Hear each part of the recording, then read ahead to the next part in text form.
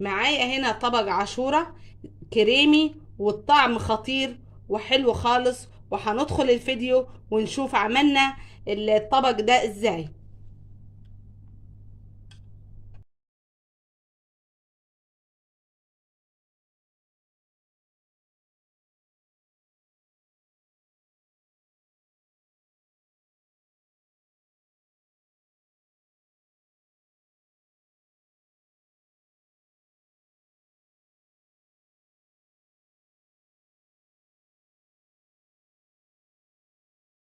السلام عليكم ورحمة الله وبركاته. معاكم أسرار ست البيت. النهاردة إن شاء الله هنعمل طبق حلو خالص. كل سنة وانتم طيبين. عاشورة، هنعمل العاشورة مع بعض. العاشورة ايه هي؟ عبارة عن غلة القمح دي اهي. انا غسلاها كويس خالص، ولازم تجيبيها متقشرة. لو ما كانتش متقشرة هتلينيها شوية لغاية ما القشرة بتاعتها تشال خالص. انا دلوقتي غسلتها كذا مرة لغاية ما نطفت، وبعد كده هنجعها حوالي ساعتين، وبعد كده نسويها مع بعض ونشوف هنعمل فيها ايه. انا حاطه ميه سخنه في الكتل، هحطها لغايه ايه،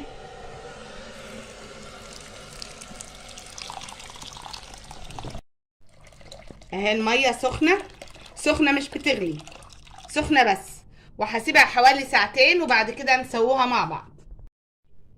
واهو بعد ما نقعناهم ساعتين، شايفين القمح بتاعنا بيجي ايه؟ بيجي طريه خالص معانا اهي اهي. دلوقتي انا حاطه ميه على النار، هغليهم حوالي ربع ساعه او نص ساعه، وبعد كده نشوفوهم مع بعض. اصفي الميه دي كويس واشطفهم واحطهم في الميه اللي بتغلي اللي على النار. انا شطفتهم كويس من الميه اللي كنت نجعاهم فيها، وادي الميه اهي قدامي بتغلي، هفضيهم فيها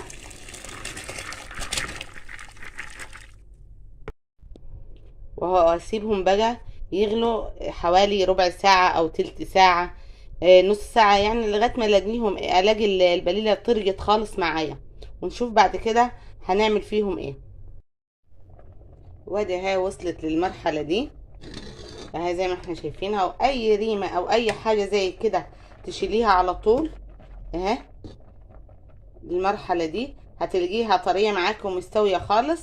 نطفي عليها ونسيبها حوالي ساعتين، ونغطيها كده ونسيبها. نشوف هنا مع بعض المجادير اللي احنا هنستعملها في العاشورة. احنا سايبين البليلة ليها ساعتين بعد ما عطيناها الغلوة على النار، لغاية ما تنفش معانا وتبقى الغلاية بتاعتها تبقى كبيرة كده اهو، وبيبقى شكلها زي ما هوريها لكم دلوقتي على النار. نشوف المجادير بتاعتنا ايه. معايا هنا معلقتين لبن بودرة كبار، معلقتين قشطه. ده وش اللبن، انا دايما باخد وش اللبن واشيله في الفريزر معايا وبستعمله في الحلويات زي كده. ومعايا هنا معلقتين كبار نشا، ومعايا فانيليا بودر. مش هستعمل الفانيليا السايله لان بتمرر، هستعمل الفانيليا البودر. معايا هنا شويه مكسرات، فول على زبيب على جوز هند. انا عشان الاولاد ما بيحبوش المكسرات جامد يعني مش هحط فيهم كلهم. معايا هنا كوباية سكر، ومعايا هنا معلقتين كبار كريم شانتيه، ومعايا هنا شوية لوز وشوية كاجو، نحطهم على وش الطبق، ونروح على النار ونشوف ايه اللي حصل للبليلة بتاعتنا. شايفين شكل البليلة بيجي ايه؟ شايفينها فتحت الحباية فتحت ازاي اهي. هناخد هنا نص المقدار بتاعنا، وهنخلي برضو شويه الميه القليلين دول هنخلوهم برضو مش هنصفوها. هاخد حوالي ربعهم كده وهضربهم في الخلاط، وبعد كده نحطهم عليهم تاني. يعني انا هخلي التلات ارباع صحيح، والربع هخليه مطحون في الخلاط اهو. ومعايا هنا اللبن كيلو ونص لبن على النار. وادي اهو اللي انا ضربتهم في الخلاط اهو، نعمل خالص بالطريقه دي.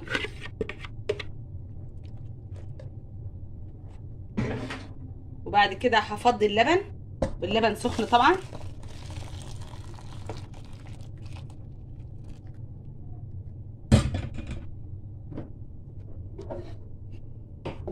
اهو. بعد كده افضي السكر،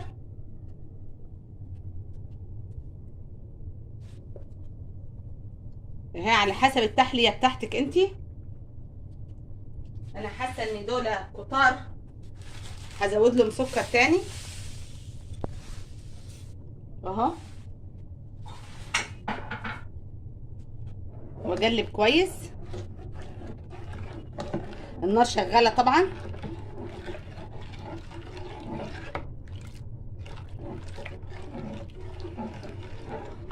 هحط قشطه، هي مجمده علشان كانت في الفريزر، هتسيح دلوقتي. كل التكتلات دي هتفك دلوقتي، هتسيح اهي.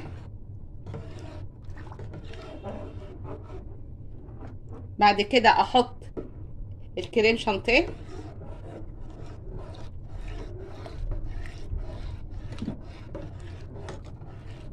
دلوقتي احط اللبن البودره اهو.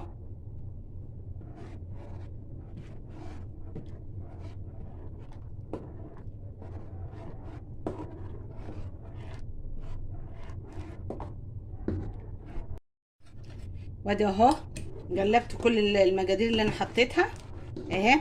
دلوقتي احط النشا على ايه، نص كوبايه لبن على بارد، لان النشا ما يتحطش سخن، لان لو حطيته على حاجه سخنه بيتكتل. لازم احطه على حاجه بارده، اقلبه في ميه، اقلبه في لبن،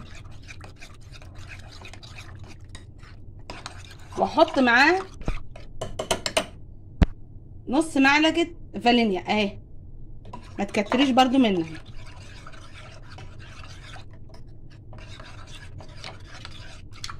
وابتدي احطه على البليله بتاعتنا،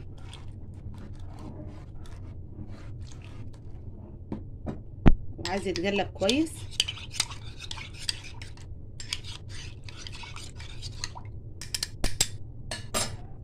اهي. توطي النار خالص، يبقى على نار هاديه. اول ما تحسي ان هو راح يجمد معاكي، تطفي عليه النار، وابتدي تصبيه في الطباجه، في الكاسات اللي انت عايزه تحط فيه، في الطواجن اهي. ابتدي احط في الطباجه بتاعتنا اهي.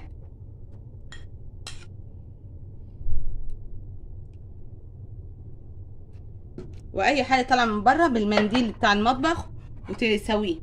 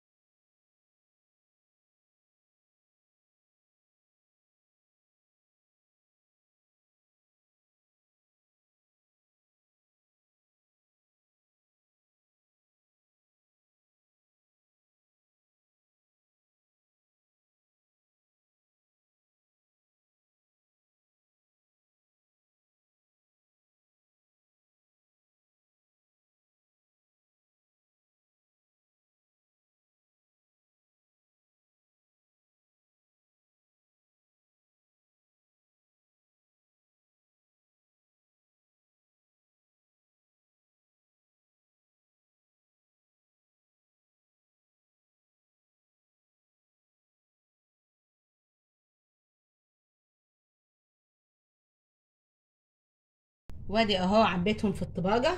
هبتدي دلوقتي احط على الوش مكسرات اهي. ده جوز هند بفول بزبيب. انا مش هحط عليهم كلهم، لان زي ما قلت لكم ان اولادي ما بيحبوش المكسرات، وقطعت معايا كميه حلوه اهي.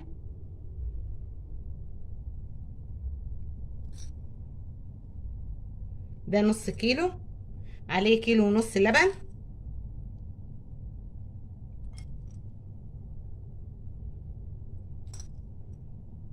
واسيبه لغايه ما يبرد، وبعد كده ايه نشوفه لما يبرد هيبقى شكله ايه معانا. حطيت لوز على الوش، وحطيت فول سوداني وجوز هند وزبيب، وخليت شكل الطبق هيفتح النفس كده وشكله حلو خالص. وادي الفيديو بتاع النهارده، وان شاء الله تكون عجبتكم الوصفه بتاعتي وتجربوها، وكل سنه وانتم طيبين، وانتظروني ان شاء الله في فيديو قادم، والسلام عليكم ورحمه الله وبركاته.